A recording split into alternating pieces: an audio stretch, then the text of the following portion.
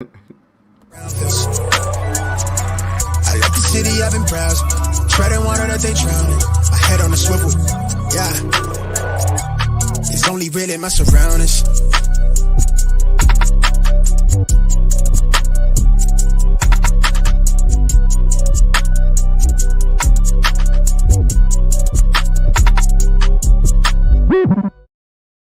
Hello and welcome to episode 95 of the Smash Accept podcast. I'm your host, Michael Royer. You can find me on Twitter at Dynasty_DadFF.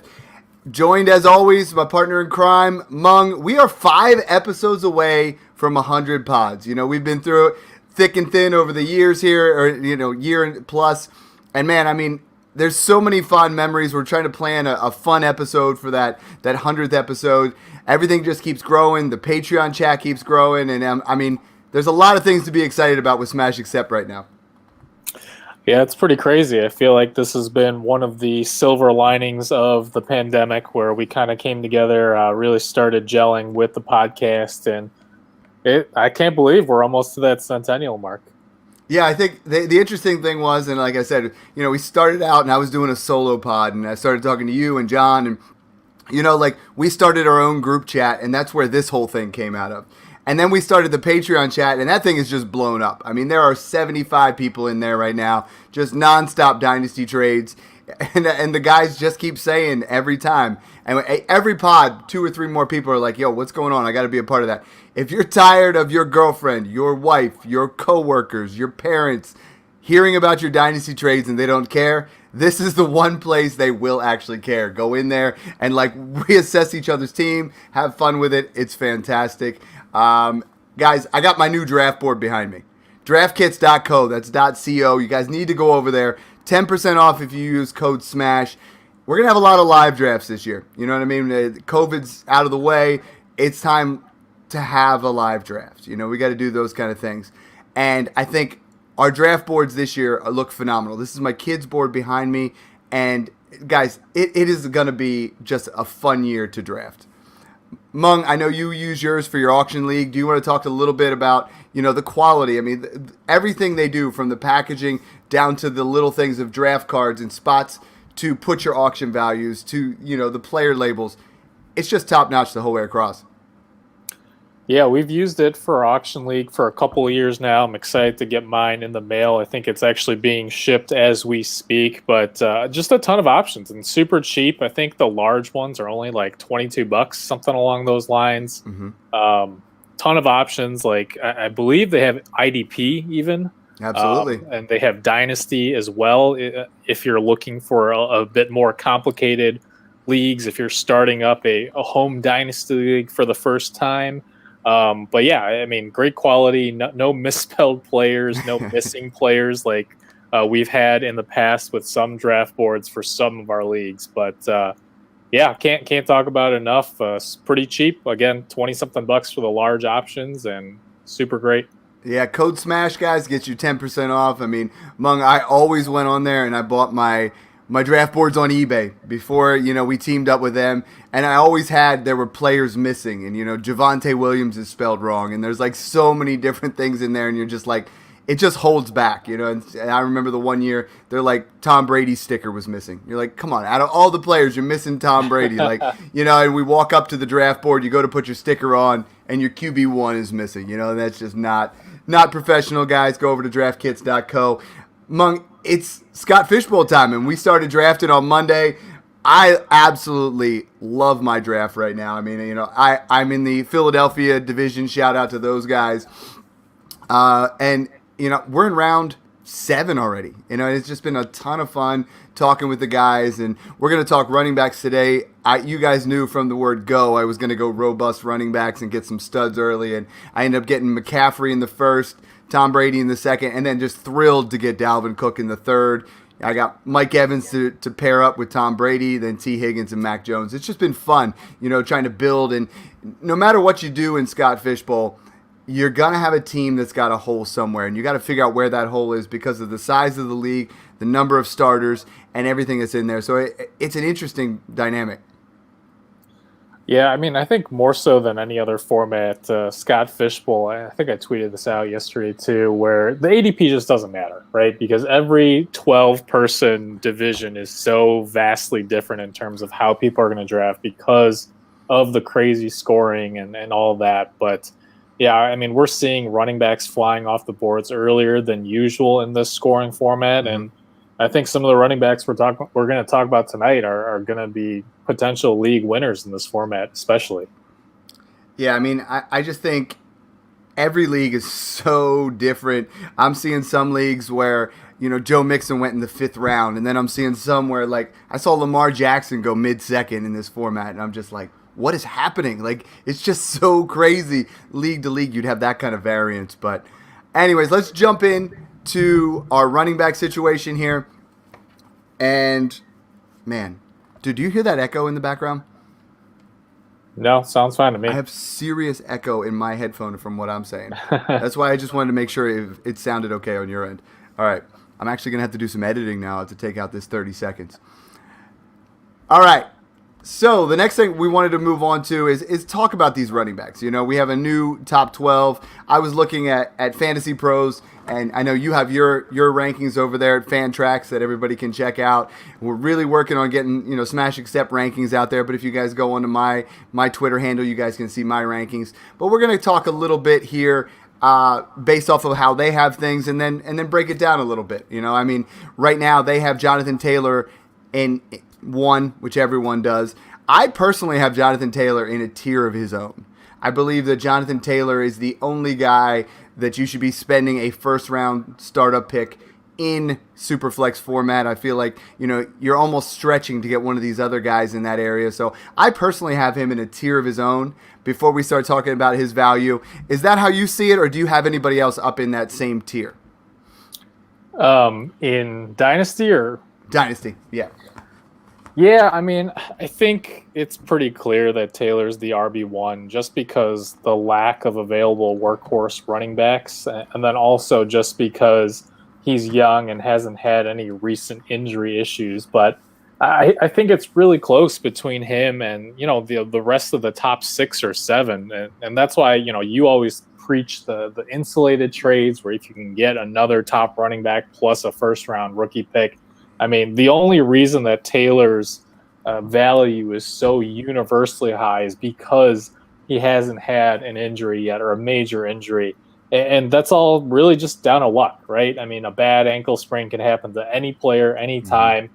And so, again, yes, he's the clear RB1, but, not by a huge, huge margin over guys like McCaffrey or Barkley or Najee, Yeah, and I think what we want to get down here is, I mean, Jonathan Taylor has been phenomenal over his first 2 years. We can't go against that. I was looking, Heath Cummings put out running backs that have over 15 fantasy points per game in the last 2 seasons. Derrick Henry, 21, Kamara, 21, McCaffrey, 21, Dalvin, 20, Austin Eckler, 19, and Jonathan Taylor's in there at 19.6. The crazy thing is, I mean, we're talking the first 2 years of his career. These other guys, started out 2017 and they're in their prime.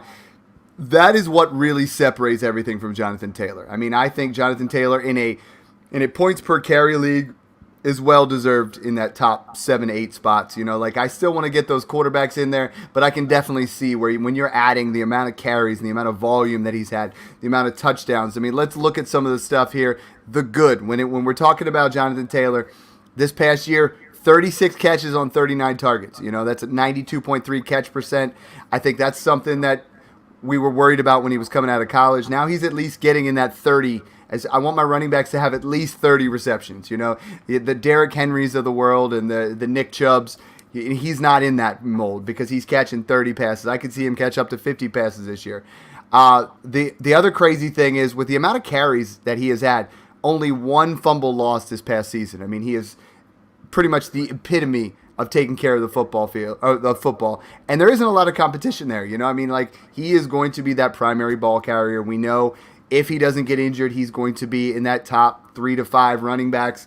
We also know no one over the last 10 years has finished RB1 back-to-back seasons. So, there's definitely that too. He could be the first one. We say that every year. Some of the negatives we can look at on Jonathan Taylor, he accumulated, and this is we count this against so many people, but I've never heard anybody talk about it with Jonathan Taylor. He accumulated 51.5% of his PPR finishes total from weeks 13 on. We talk about it all the time with players of, oh, well, they did this in this area, right? We talk about it with Mark Andrews a lot, right? We say, well, it was this situation here.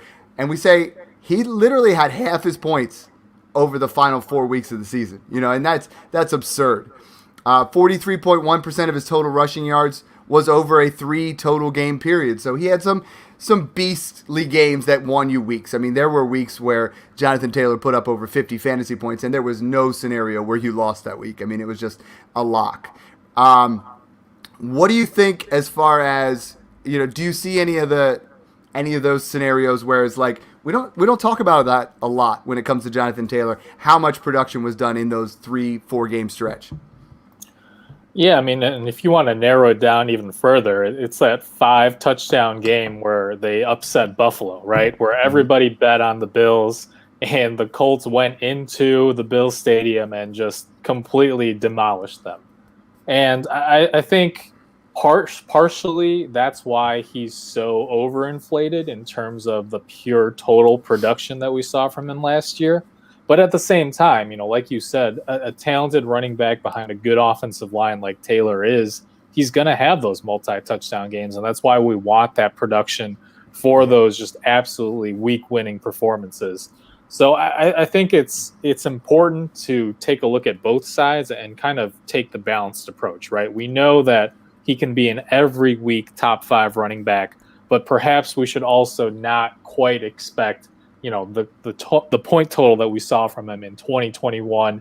Perhaps they do throw it a little bit more with Matt Ryan there. Mm-hmm. We know that they certainly did not trust Carson Wentz down the stretch, and that partially led to him being traded away this offseason.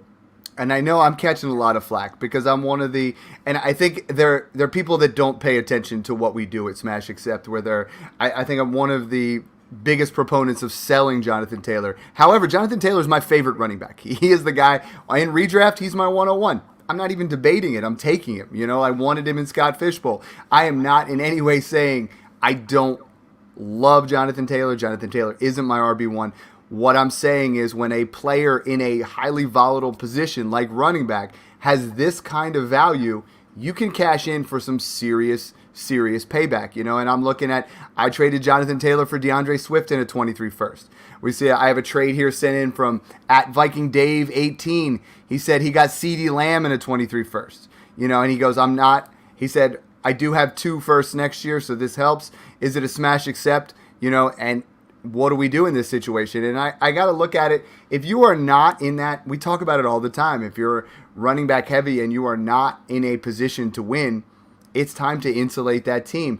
I would even go as far as to say I would do Najee in a first. I would do CeeDee Lamb in a first. I would do DeAndre Swift, Breece Hall. Like, I would do any of those guys that go in that second round.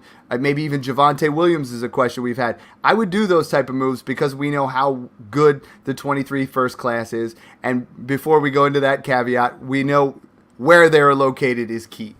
People are willing to pay up for Jonathan Taylor. But if you get a guy who's an early 23 first, you get Javonte Williams, and you would get Bijan next year, dude, it's a Smash Accept, absolutely. So that's what we keep talking about all the time is trying to make those insulated trades.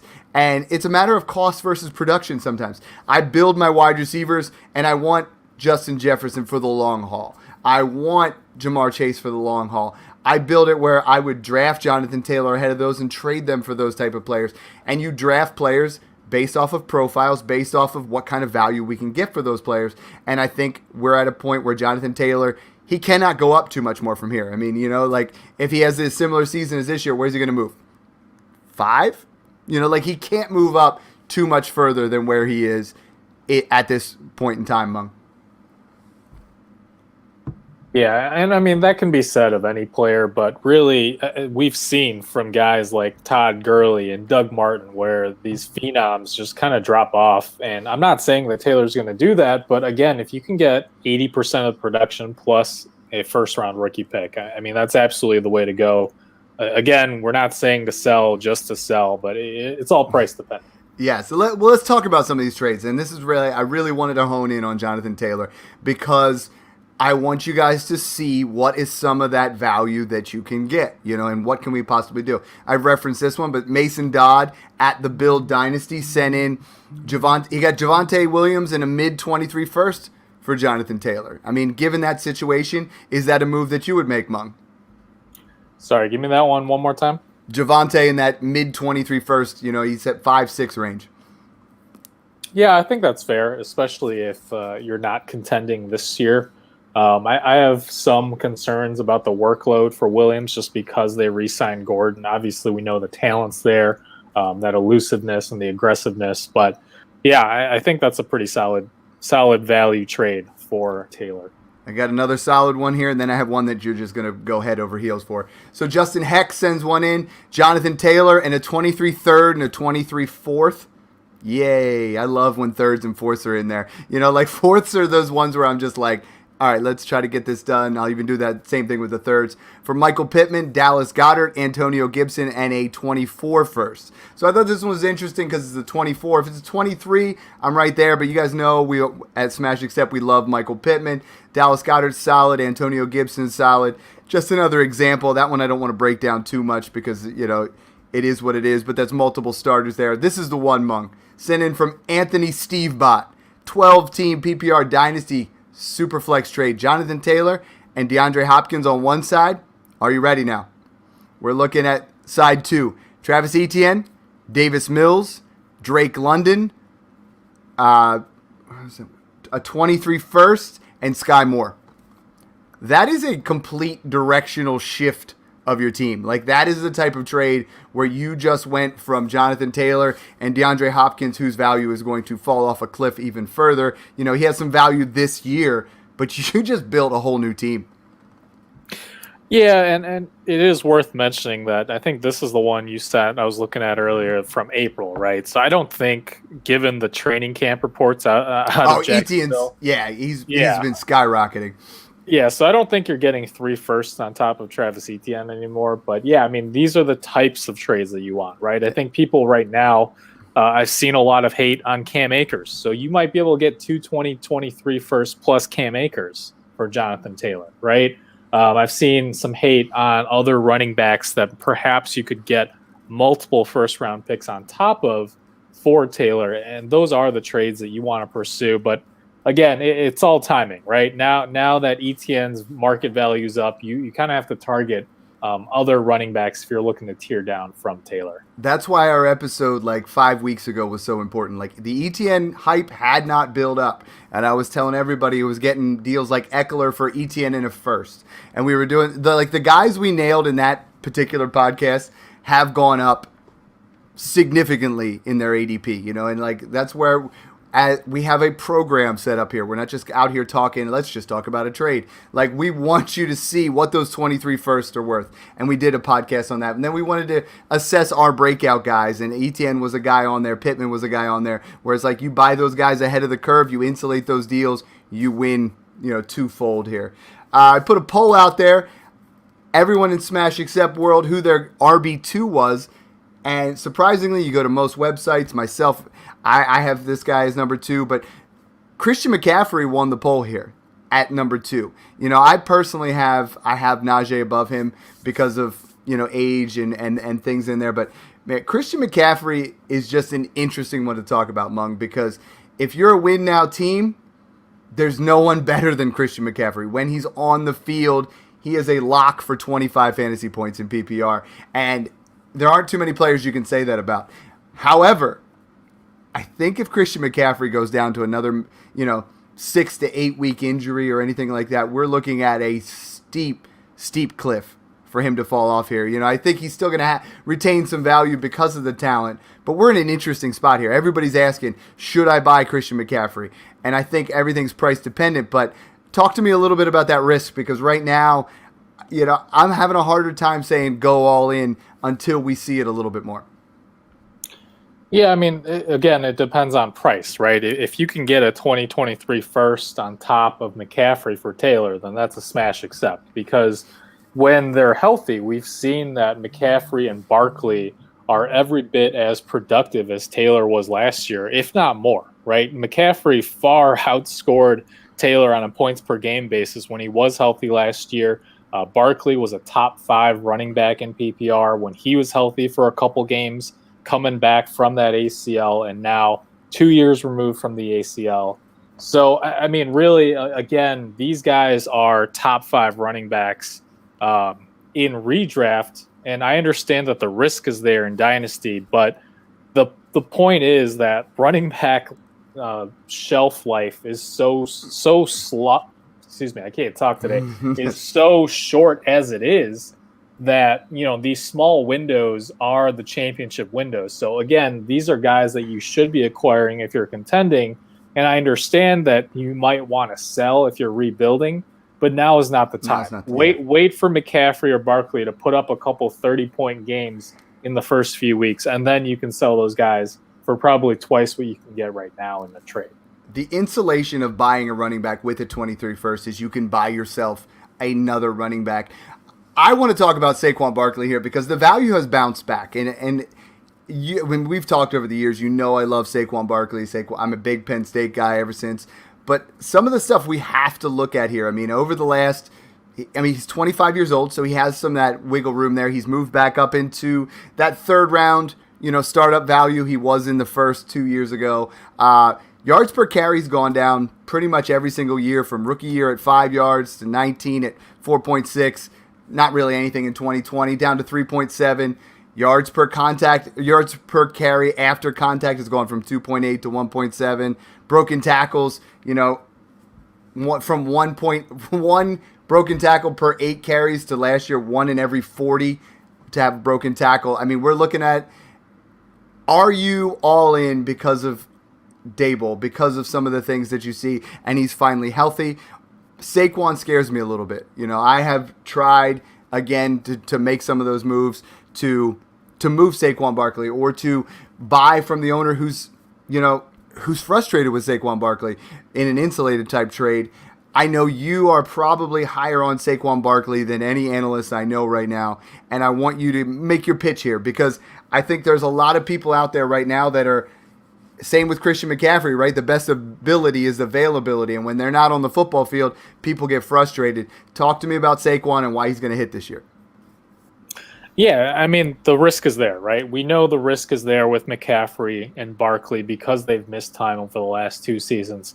But guess what? This exact same risk is there for Jonathan Taylor. Only people are still okay with his super high value because they haven't seen it yet, right? The injuries that McCaffrey suffered last year, a hamstring and an ankle sprain, and the injury that Barkley had last year, a high ankle sprain after coming back from the ACL. Mm-hmm. Those are injuries that could happen to any running back anytime, right? It's not like they're a Danny Amendola type of guy who constantly gets banged up, right? They're not a Chris Carson where we're worried that they're never ever going to play football again.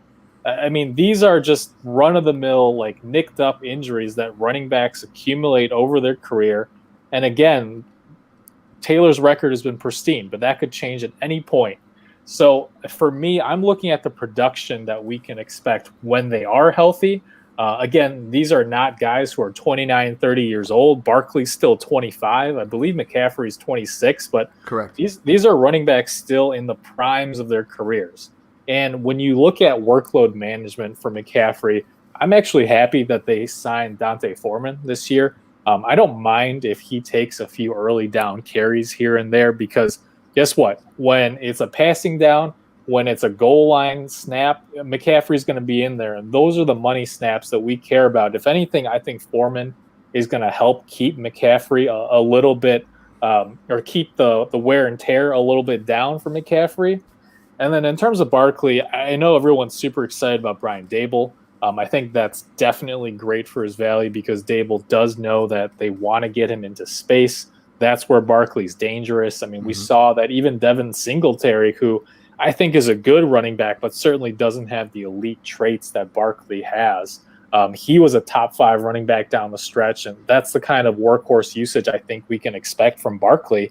And at the same time, they've made upgrades to the offensive line, but even taking away the addition of Dable and the minor upgrades they've made to the line, I was high on Barkley even before these moves because when you looked at those 2 games right before he had that high ankle sprain, he was already a top 5 fantasy running back for those couple weeks in a completely dysfunctional Giants offense last year. And really, there's barring injury, I don't see any way that Barkley doesn't finish at least top 10 among running backs this year. Yeah, if he stays healthy, I mean, that's definitely in there. And that's where I'm saying, and that was not me questioning you at all. That was just, I wanted you to get that out there because I think, I mean, I recently made a trade in one of my drafts. In my rookie draft, I traded DeAndre Swift, who you know I love DeAndre Swift, but I was able to get Jamison Williams and Saquon Barkley. You know, and for me, that's that insulation that I love that gives me a wide receiver who I think has tremendous upside and a running back that's going to, you know, potentially have that same area. DeAndre Swift is somebody I definitely wanted to talk about as well because he's catching a ton of steam. You know, he's a lot of people have him potentially as a RB1 dark horse, you know, and he's just, you know, you see the camp news, he's shredded. Let's look at some of the things with DeAndre Swift. I mean, he was a top 10 running back when on the field last year at times. Most yards after the catch from last season. You look at the top guys on the list, and it's, you know, it's Cooper Kupp, it's Deebo Samuel, Jamar Chase, Austin Eckler, Devontae Adams, Godwin, Kelsey, Deontay Johnson, and DeAndre Swift. You know, so like he's in some uncharted area there where with the ball in space, I would argue, and pass catching abilities, Swift, Eckler, McCaffrey, Barkley, they're in a league of their own. I mean, Kamara, those are guys that belong up there, and DeAndre Swift is that kind of running back. But we're looking at the same kind of thing. We got to look at the value. We got to look at how that pertains to if he gets injured again, because he missed quite a bit of time there down the stretch. So I want to talk about a couple trades here, all sent in from the same guy, Phil Sorensen. He just kind of did a little bit of trying to figure out what he needs to do for DeAndre Swift. So I want you to break them down here. I'm going to go with you first. Would you rather have DeAndre Swift or Joe Mixon and Brandon Ayuk? I would lean the package here, just because I do think Mixon and Swift produce about the same over the next year or two, barring injury. But again, this one's kind of team dependent. If you're super deep at wide receiver, I have no issue upgrading to the younger running back. Yeah, and you reset the clock a little bit, so I can see that. Twitter had it 52-48, so I mean, I agree. I talk about that a lot when I'm assessing trades, right? Is like when you're talking about these running backs, sometimes it's worth trading a Brandon Ayuk or a second-round pick to reset the clock, you know. And we have another trade that I have here sent in from Connor B. He said Christian McCaffrey in a 23-second or Najee. In my estimation on that one, it's like I'm taking McCaffrey just because I have them like neck and neck. But I can see a scenario where you're adding a pick to an older running back to get younger, you know, and to stay in that same tier, and that's what they did there. The next one, very interesting, and the results of this one kind of blew me away. DeAndre Swift or J.K. Dobbins in a 23-second. Yeah, I mean, this one's Swift for me pretty easily. I've talked about Dobbins on previous episodes, yes. I think. No, I know. And I think he's not. The shocking part was the fact that it was 91-9. You know, like to me, you know, like that's almost troll status because we usually only have it if it's less than 10%. We always have the trolls adding in there. But I mean, I'm definitely taking DeAndre Swift here. That's not what I'm saying. But I think you can get J.K. Dobbins in a 23 first. I do think J.K. Dobbins is an interesting scenario because people are like, oh, well, they're finding out there was more damage other than just the ACL. Guess what? Most of the time, and I'm not a doctor, but when there's ACL damage, there's MCL, there's PCL, there's LCL, there's damage somewhere else. It is a very, you know, volatile area there where it's like there will be more damage. So by Gus Edwards, if we're saying anything, I think J.K. Dobbins it's creating a little bit more of a buy window because that hype train, which was insane. I mean, it was up almost, if you were drafting in June, his value was very close to the same as Saquon Barkley, which is crazy to me. But now we're in a situation I think that's going to back off a little bit. Mung, I just got Gus Edwards in the 20th round of Smash Accept 6. Shout out to those guys. Smash Accept 6 has been a blast. Mung, these leagues are catching on so much. You were in, obviously, Smash 1. I think it's safe to say you've never seen this many trades. when you were in a draft. And that's where people they're asking me to start Smash 7. And at some point, Mung, it's getting so popular, I can't be in all of them to facilitate them. But it's just, talk to me a little bit about your experience through there, because honestly, that draft was still one of the most fun drafts I've had. The amount of trades last year was just insane.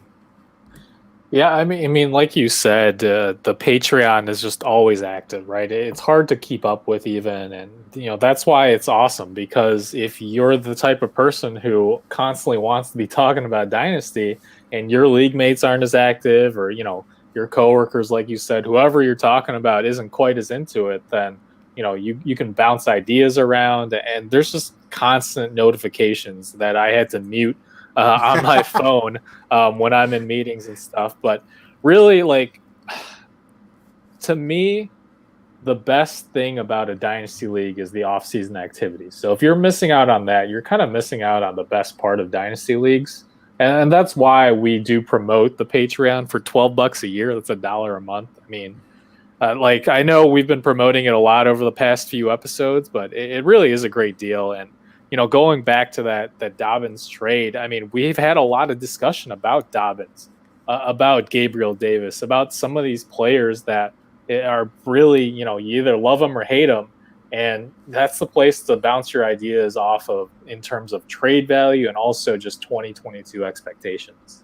Yeah, and I think that's where, we're starting up a bunch of these leagues. Like the question that I had recently was, I'm kind of tired of my home league. We don't do anything from February until July or August. I need to be in something bigger. I need to be in something that's a little bit more bigger than myself. And the Smash leagues are just that. So, I mean, if you guys are interested in keep reaching out. We really appreciate all the support in all those leagues and how much fun that's been. But the last one here, and this one was Travis Etienne and James Cook or DeAndre Swift. Again, Swift won in this as a 10-team league, but just some ideas of what you can do. I think sometimes I look at Twitter polls, Mung, and I'm like, okay, this says 70-30. I might be able to get Etienne, James Cook, and a second. And start to gauge some of those things. So Twitter polls are nice when you're in that manner where you can kind of get an idea. The other guy that's a Twitter darling that's in that same tier, and I traded him in Smash Except 6, and I don't want to say I regret it because I actually love this scenario, but Javonte Williams, he displayed elusiveness that was absolutely elite as a rookie. 31 broken tackles, that was number 1 in the league. He's in that split backfield situation. We know how it was. Dead even, 203 and 203. Both of them had they had the exact same amount of carries last year. We wanted Javonte Williams to be free. Melvin Gordon is back again. Has that created a buy window in your estimation? For me, it has not. Melvin Gordon coming back this year has not changed a single thing as far as Dynasty owners look. Everybody sees how talented he is. But should it have a little bit of effect? If a running back has a 2 to 3 year window, or we talk about a rookie guy maybe 4 years, we're taking away another year here of full production from Javonte Williams. Yeah, it does slightly. And, again, my full rankings are at Fantrax, but just to give the listeners an idea, I mean, my top 10 overall picks in one quarterback dynasty are Taylor, Chase, Jefferson, Pitts, Harris, McCaffrey, Barkley, Javonte Williams, and DeAndre Swift. Those are the top 9, and really they're all super, super close in value and by my estimation. I moved Javonte down to RB5 behind McCaffrey and Barkley and just ahead of Swift, but really those top 5 or 6 running backs are so close that, if you're contending and you get McCaffrey or Barkley in a second for Williams or Swift, I mean, I would take that all day because, again, we play in these 1, 2, 3 year windows because you never know what's going to happen. I mean, Williams could sustain an injury. They could extend Gordon another year. I mean, they could sign another veteran running back. We just simply don't know. But we do know the talent is there. So he's clearly in that top tier, top 1A, 1B. So, I mean, up in that first, second startup round, it's really tough because it really does depend on your team needs and your current situation in terms of contending versus rebuilding. So I think there's a lot of flexibility there if you hold any of those top pieces. I mean, I've seen him in recent startups go above Trey Lance, above CeeDee Lamb, above some very talented pieces there that are going to have a little bit more potentially longevity. But I mean, I love Javonte Williams. I think he belongs in that, Fantasy Pros has him in tier 3. I think he's really close to that tier 2. You have Jonathan Taylor in 1. In 2, it's McCaffrey, Swift, and Najee. And they have him in tier 3, which tier 3 is Javonte, Mixon, Eckler, Hall, Dalvin Cook, and I threw Saquon in there just for you. They have him in tier 4, and I figured you would riot in the streets if I went that way. So you played around there a little bit. The funny thing is, one thing I've noticed, and what I did in Smash 6, I took Jalen Hurts at 112. I moved him up, and I was going to take Trey Lance at 201. I really was, but I kept moving back. And my thing I have been able to do is move out of rounds 2 or 3. We talk about this situation where these are the guys that, they have a lot of upside. But I've been moving into rounds 4. And in this particular draft, I accumulated 3 4s, 3 6s, and 3 7s by moving out of the 2 and the 3.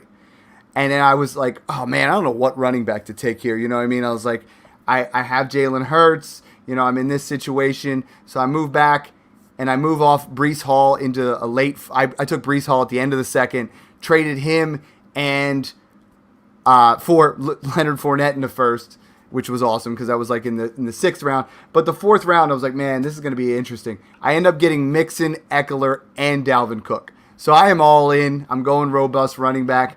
We have an interesting scenario here with these running backs. I mean, Eckler's 27 years old. The one thing that I want to talk to about him is, I was looking at some work, and I saw 2021 running back red zone fantasy points versus expectations. So Jonathan Taylor scored 1 point more than his expectation last year when it came to the red zone. Okay, it's not very much, right? You got Javonte Williams scored 1.8, Nick Chubb 2.1. Austin Eckler scored 72.8 points over expectations in the red zone. And why does it look that way? I mean, I think this is something that we're not really paying a lot of attention to, but 5 of the top 6 touchdown scorers at the running back position a year ago appear in the top 8 above scoring expectation, which isn't surprising, right? If you score more touchdowns, you're going to be in that spot. But we have Austin Eckler, who 32.3% of his red zone opportunities, that's carries plus targets, produced a touchdown. 1 out of every 3 touches in the red zone. That is 3rd among all running backs all time. He sported 17.8% of his career prior. So we have to expect some serious touchdown regression there. I think Austin Eckler at 27 years old hasn't had the same wear and tear as, say, a Dalvin Cook. I love all 3 of these guys for redraft. I love all 3 of these guys for a win-now team. Joe Mixon, I think, at 25 years old is a little bit younger. He was the first guy I took there. Dalvin Cook, given his track record of injuries, was the last guy I was able to take at the end of the 4th round. I love all 3 of them for a win-now production. And what I've been telling people is we are moving back. When you take, let's say it's, in this particular situation, let's say it's Breece Hall, and I move off Breece Hall, which I love him. I think he's going to be a fantastic back. I think he's a top 10 dynasty running back. But I moved off of him for what was the 6'10", which was Leonard Fournette, and a 23 first. So now I have a scenario where we talk about it all the time about insulating production. I have a win-now team. Breece Hall is going to have a fine year, I think, but Leonard Fournette will outscore Breece Hall, period. And we always talk about trying to insulate, moving back and getting 70 to 80% production. Now you're getting like more 110, 120% production of Breece Hall, plus a 23 first. To me, I believe that's an absolute smash accept. And I know I've been rambling here about some of these veteran running backs because it's time to win, and I love these guys. But any thoughts on all my ramblings there for the last 2 minutes? Yeah, well, you hit on Eckler, and I want to touch on Austin Eckler real quick because I think more than anyone, he is a great, great example of recency bias. Because going into last year, I mean, his value is where McCaffrey and Barkley's was, right? Because he played a full 16 games last year. but the 2 years prior, he missed significant time with hamstring injuries. One of those years, I believe it was reported that it was like a grade 2 or grade 3 tear where he tore it clean off. And no one's talking about that because he was fully healthy last year. Well, recency bias is everything because Joe Mixon's the opposite, right? We thought we were labeling Joe Mixon a certain way based off of recency bias, where he was going in the 6th round, kind of where, Fournette's going. And now all of a sudden he's back up in that 3rd because we know, like, at the running back position, I feel like we correct and overcorrect so hard that it creates some buy windows. Yeah, and I mean, the point that I wanted to raise was he's going well ahead of Barkley in redraft formats right now. I've seen him go ahead of McCaffrey in some drafts in redraft. And my point here is that McCaffrey and Barkley's, freak ankle injuries, those are less worrisome to me than the repeated hamstring soft tissue type injuries that Eckler suffered over the last few seasons. And I'm not labeling him injury prone by any means, but to me, the concern of those recurring soft tissue type injuries is far higher than those ankle sprains and the freak ACLs that can't really be controlled. Now, obviously, the ACL is concerning too because of the re-injury risk. But overall, I mean, there's just no reason that Taylor's value should be that much higher because these types of injuries cannot be predicted. And a track record of health thus far does not preclude any running back from suffering an injury in week 1, in week 3, in the fantasy playoffs. And again, I like the strategy of trading back and adding additional rookie picks, future year picks, because you're mitigating that risk by adding that value of a safe asset, a rookie pick that won't go down. So I think it's fine to continually trade down to get guys like Austin Eckler and Dalvin Cook. And that's part of the reason that I'm higher on Isaiah Spiller than consensus is because I do have some concerns about Eckler and maybe Spiller does see more action than we think, even as a rookie. And the other reason I like drafting guys, tearing down to a Dalvin Cook, like you mentioned, who has had a lot of injuries, is because we also want those running backs where we have very clear handcuffs, right? If Dalvin Cook or Ezekiel Elliott go down, if you can get Madison or Pollard for a second right now in the offseason before any sort of injury occurs, then you have that replacement production. When you're talking about a guy like Joe Mixon, Christian McCaffrey, Saquon Barkley, those are backfields that I think devolve more into committee workloads if they go down, right? You have Dante Foreman and Chuba Hubbard probably splitting work in Carolina. You got Chris Evans and Samaje Perine probably splitting work in Cincinnati. And you've got Matt Breida and God knows who in New York, where you probably just don't want to be starting any of those guys as more than desperation flexes versus a Pollard or Madison, or I think Spiller, who could be solid RB2s with upside in their stead. So again, I think it's important when we talk about these dynasty running back rankings that there are a lot of nuances where it depends on whether you're contending or rebuilding. It depends a lot on what the rest of your roster looks like in terms of depth at the running back position, where, if you've got a Chubb, a Zeke, and a Chase Edmonds even ready to fill in, then I'm fine with consolidating some of your wide receiver depth for a top running back, even with the injury risk. But if you've already got, if you've got Saquon Barkley, and then you've got what's a good example? Maybe like a Kenneth Walker, who I'm not super high on as a rookie, and some other RB2, RB3 types who aren't reliable starters week in, week out, then maybe you do want to sell Barkley for a Dobbins plus, another Dobbins plus Edmonds plus a second or something like that if you're contending where you want that depth. So again, so many of these running back trades are very team dependent. So when you guys send those in, continue giving us the scoring format, your roster if possible, contending, rebuilding, etc. You mentioned a lot of those guys. I mean, those handcuff situations are elite, and one of those situations is Minnesota. I think Dalvin Cook this year is my dark horse RB1. I've been saying it for a while. The Dalvin Cook's red zone touchdown conversion rate over the last 3 years. In 2019, he was 12th in the league at 24%. Pretty solid. 2020, 19th in the league at 19.6%.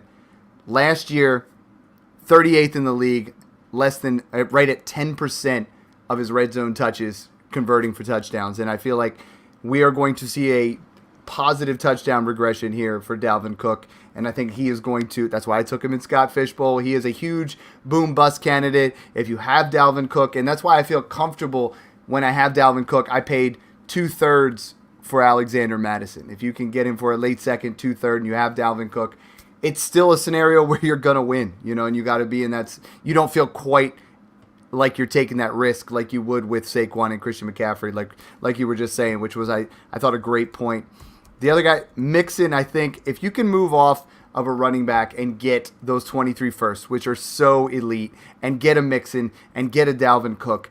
I mean, Mixon was phenomenal last year. Dalvin Cook, both these guys, I believe, are top 5 again this year, and I don't see any scenario where they're not at least RB1s.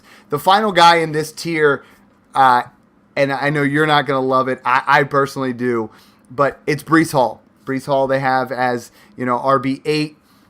I have him all the way up at 6. Breece Hall is one of 6 running backs to ever earn a 99 grade from Next Gen Stats. The other 5 coming out of college, Jonathan Taylor, Saquon Barkley, Nick Chubb, Melvin Gordon, and Travis Etienne. I mean, those are some elite type running backs.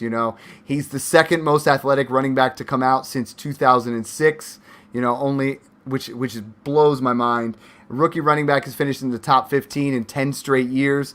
I think he is that guy this year. And you look at it when we had John Laub on, I mean, he said it was, for him, it's Taylor, Barkley, McCaffrey, and Breece Hall is in that same level of athleticism as far as what he can do on the field mixed with his both his athletic profile and his production profile. I think Breece Hall is going to be a hit. That's why it bothered me to trade him as much as it did. But year one, I mean, what is a fair expectation for redraft for Breece Hall? Currently, he's going from underdog. He's at RB19, so he's in that mid RB2 range. Where do you have him in your redraft rankings, and what can we expect from year one? I mean, it's a number 11 overall PFF graded offensive line, so that's solid. We all want to, pump the Jets up and feel like the Jets offense is going to move forward. Michael Carter, I think, now joins that, not quite Tony Pollard, Alexander Madison, but he is now an elite handcuff because I feel like Breece Hall is going to get a majority of the work, but Michael Carter has shown in the past that he can get it done as well. So very, very, open-ended conversation there for that, Mung, but talk to me about Hall, who I know you're slightly down on.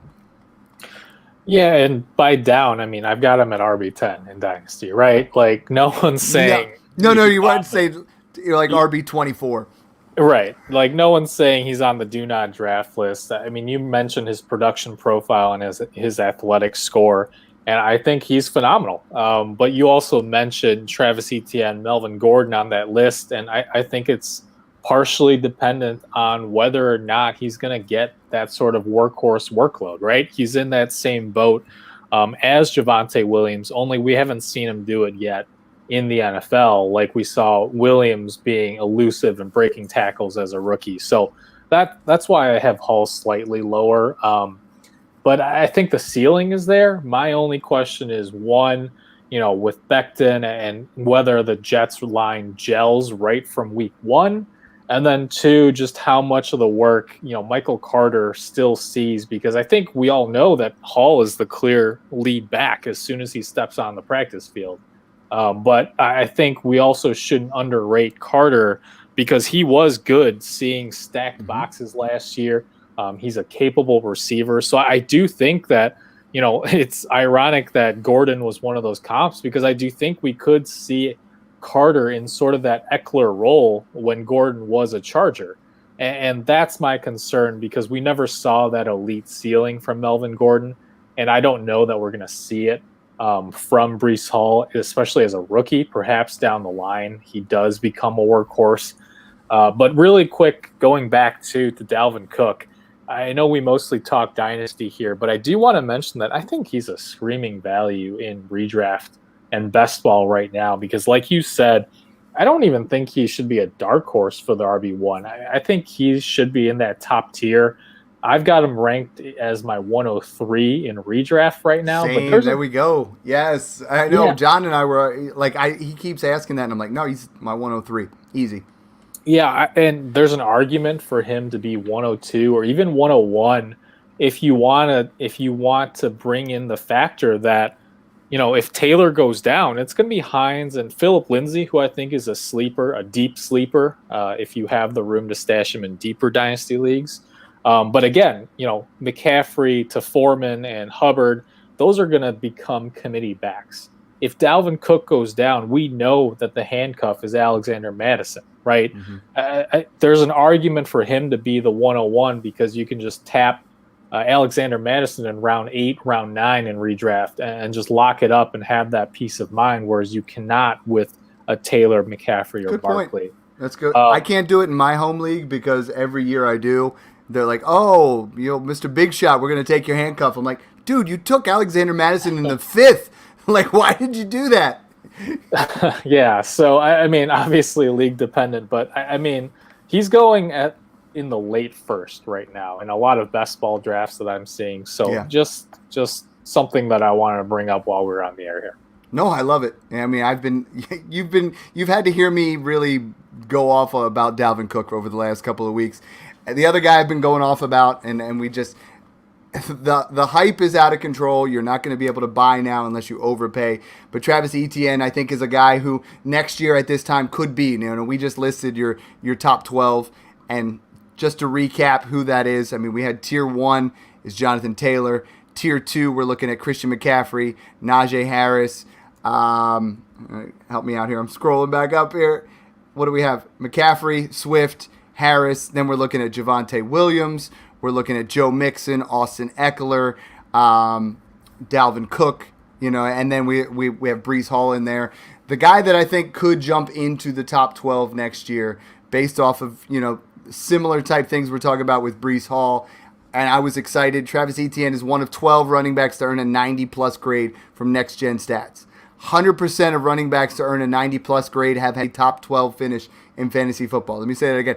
100% have had that, at some point. He led the NCAA in broken tackles in 2019, 2020. And basically, I think we're going to see him utilized. I know a lot of people have put out there the whole, Doug Peterson, Miles Sanders, but I think Etienne is going to get utilized. He has the upside. He's almost gotten to a point where he's gone from my biggest buy to potentially getting into that sell area. But I think we're looking at Travis Etienne breakout season where he gets into that top 12 dynasty running backs going into 2023. If you had to pick one guy among who's not in this 12 that you believe could be in the top 12 next year, who would that be for you? Yeah, so, I mean, one, just real quick on Etienne, I mean, I have moved him up. I think he's my RB12 right now in Dynasty. I like it. The main reason I was worried, this past offseason was because he and Dobbins were in that tier for me where I'm more risk adverse, where that recovery could go either way, right? We could easily be talking about Etienne like we are Dobbins right now if he hadn't been ready for OTAs, if the foot had been re-injured. And I think that risk is still there, but the ceiling is so high that I've moved him up to RB12. And the guy that I want to talk about is my RB11. I have him ranked one spot ahead of Travis Etienne, and it's Cam Akers, who I just traded for in Smash Except One Dynasty League. Everyone's writing off Akers for, I'm not sure why, to be honest, because he looked like he had a few explosive plays in him when he came back from that Achilles tear in the postseason. There were a couple catches, I want to say, where he broke it off for 10, 12 yards afterwards, looked elusive. Honestly, the biggest problem was run blocking, right? And that plus the Rams faced some tough defenses in the playoffs, as is expected because of the caliber of opponent you tend to see more in the postseason. But he was significantly better than Darrell Henderson. Even coming back from the Achilles, Sean McVay didn't hesitate to go back to Akers immediately as an almost workhorse in some games. And I think that having an entire offseason to continue his rehab on the Achilles, I know that that's like been the death knell for running backs in years past, but we also have really never seen anyone come back from that sort of injury just a few months after. People were writing him off until 2023, and here he was last December playing full workloads in NFL games. And I think that the sky is the limit. I mean, he can be that workhorse we wanted him to be for the Rams last offseason before the Achilles injury. And he's shown that he was already at 70, 80% last year. So if he can get to even 90% of where he was before that injury, and he captures 65% of the workload in a Rams offense led by Sean McVay with the quarterback upgrade with Matthew Stafford, I mean, top 5 is within his realm of possibility, and he's being treated. You can probably get Akers plus a first for ETN in some leagues right now. Yeah, that would be it. I got to go in on that one. I mean, one of the guys that he tagged both of us in it, he's been super active lately. It's Lad. It's at IDK What My Name Is on Twitter. He put, if Cam Akers hadn't returned so quickly from injury, his value right now would be, and the poll is at 41.9% higher. Because I think people have that recency bias, and if it was his last time out there was when he was in the playoffs, his rookie year out there balling out versus, this time where he was trying to come back for that push, I think it might be a little bit higher. Myself personally, I'm trying to go the other way a little bit and get a 23 first plus something. Just because of the profile for me. Like, I worry about the Achilles, and I get that, and I think that's something where it's just how you want to look at it, and I think Cam Akers has the potential to be a top 12 running back, and he also, just like Etienne, if either of those go down again, that value is going to drop hard. That's why we talk about insulating those running backs, and that's why I love having these talks, because I think sometimes in running backs, you and I have different philosophies, but we put that all out there, and I think at the end of the day, it makes a smash accept type blend where we get to really share both ends of the spectrum and how we look at the running back position. Anything else you want to add or things you're working on before we close it out? Yeah, I mean, just real quick, I have Akers and ETN ranked so closely because we've seen plenty of running backs really struggle with Lisfranc injuries and re-injuries because of that. So I think just because ETN was lighting it up at OTAs doesn't mean that his risk is much lower than Cam Akers right now. But for whatever reason, the perception seems to be that ETN is this model of health and Akers is this decrepit old running back coming back from an Achilles who'll never be. It's 100%. All narratives. It's narratives, right? Yeah. I mean, that's what it is. Yeah, so I think the other thing was... And it's also the visor. I mean, Travis Etienne looks fire with that visor on. I don't know what it is when I see the running backs have. If Cam Akers wears a visor, I'm moving him up in my rankings. I mean, for sure.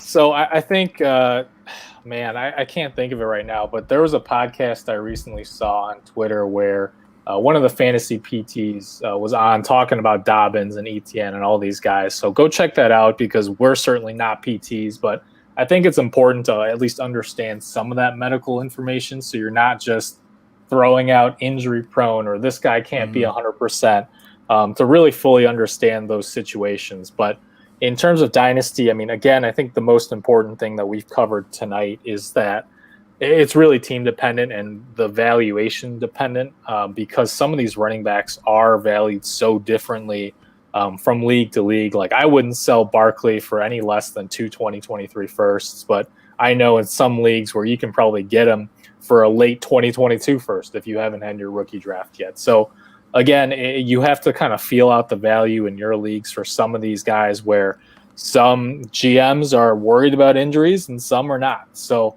find those buying opportunities. I've got a ton of articles coming out on Fantrax. They're more redraft oriented right now, but of course you can find my Dynasty rankings and all that on Fantrax as well. So be sure to check those out and, keep tweeting us those questions, right? We love answering them. We try to answer or at least I do, with detail when I can, but obviously sometimes time is a factor. So I just say the player that I would rather have, or link my rankings if it's a simple this or that. But yeah, follow us on Twitter. I'm at FFA_Rams.